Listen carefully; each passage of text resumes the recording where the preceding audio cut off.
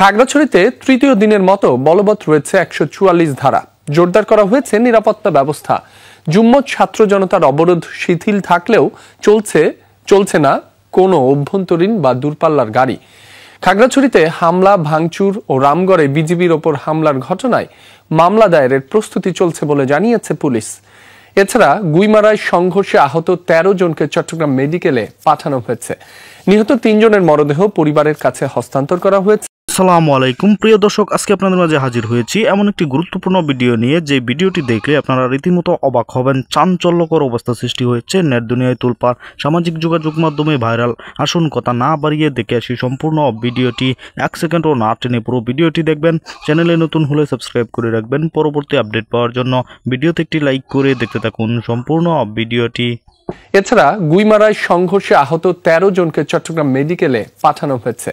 নিহত ৩ জনের মরদেহ পরিবারের কাছে হস্তান্তর করা হয়েছে। বান্দরবান ও রাঙ্গামাটির জনজীবন স্বাভাবিক রয়েছে।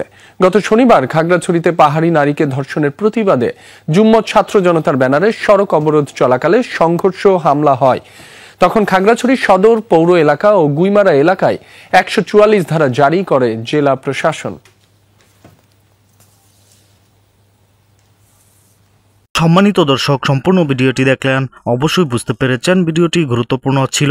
দর্শক, এই ভিডিওতে যে তথ্যগুলো আপনারা পেয়েছেন এ বিষয়ে আপনাদের কি মতামত তা অবশ্যই কমেন্টে জানাবেন, এবং পরবর্তী আপডেট ভিডিওগুলো সবার আগে পেতে চ্যানেলটিকে এখনই সাবস্ক্রাইব করে রাখুন।